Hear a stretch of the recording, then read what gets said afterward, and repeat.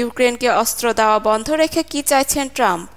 ইউক্রেনের সব ধরনের সামরিক সহযোগিতা স্থগিত করেছেন যুক্তরাষ্ট্রের প্রেসিডেন্ট ডোনাল্ড ট্রাম্প। এই সিদ্ধান্তের মাধ্যমে ট্রাম্প কি অর্জন করতে চাচ্ছেন? বিবিসির বিশ্লেষণে বলা হয়, ইউক্রেনের যুদ্ধকালীন প্রেসিডেন্ট ভলোদিমির জেলেনস্কির উপর চাপ সৃষ্টি করতে এবং তাকে ছাড় দিতে বাধ্য করতে মার্কিন সামরিক সহযোগিতা স্থগিতের বিস্ময়কর সিদ্ধান্তটি নিয়েছেন ট্রাম্প। ৩ বছর আগে ইউক্রেনে পূর্ণমাত্রা সামরিক অগ্রাসন শুরু করে রাশিয়া। এই যুদ্ধে ইউক্রেনের সামরিক সহায়তায় সবচেয়ে বড় উৎস হয়ে ওঠে যুক্তরাষ্ট্র। এখন ট্রাম্প ইউক্রেনকে সব ধরনের সামরিক সহযোগিতা স্থগিত করলেন। যুক্তরাষ্ট্রের এক কর্মকর্তা বলেন, তারা সহায়তা স্থগিত করেছেন, সহায়তার বিষয়টি পর্যালোচনা করছেন। তারা দেখেছেন বিষয়টি একটি সমাধানের ক্ষেত্রে কোনো ভূমিকা রাখতে পারে কিনা। নাম প্রকাশ না করার শর্তে এই কর্মকর্তা আরও বলেন, প্রেসিডেন্ট ট্রাম্পের অবস্থান স্পষ্ট। তিনি শান্তির প্রতি মনোনিবেশ করেছেন। তারা চান যুক্তরাষ্ট্রের অংশীদারেরাও এই লক্ষ্যের ব্যাপারে প্রতিশ্রুতিবদ্ধ হবে। যুক্তরাষ্ট্রের একজন ঊর্ধ্বতন কর্মকর্তা বলেন, যতক্ষণ না ট্রাম্প মনে করেন যে রাশিয়ার সঙ্গে শান্তি আলোচনার প্রতি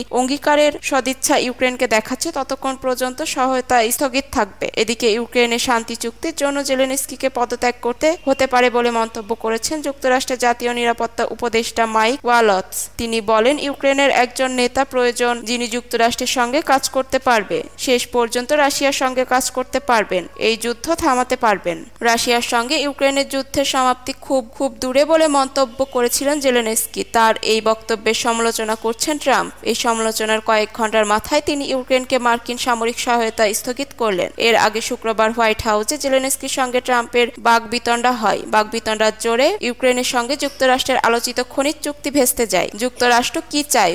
হোয়াইট হাউসের ঘটনায় ট্রাম্পের কাছে জেলেনস্কি দুঃখ প্রকাশ করুক, কোনো ধরনের আপত্তি ছাড়াই তিনি খনিজ চুক্তি গ্রহণ করুক। ট্রাম্প প্রশাসন তাই চায় বলে মনে হচ্ছে। ইতিমধ্যে হোয়াইট হাউসের ঘটনার জন্য জেলেনস্কিকে দোষারোপ করেছেন যুক্তরাষ্ট্রের ট্রাম্পকে যথেষ্ট ধন্যবাদ না বলার অভিযোগে মিথ্যাভাবে জেলেনস্কিকে অভিযুক্ত করেছেন ওয়াশিংটন। ভিডিওটি ভালো লাগলে লাইক, কমেন্ট আর শেয়ার দিয়ে আমাদের পাশে থাকবেন। ধন্যবাদ।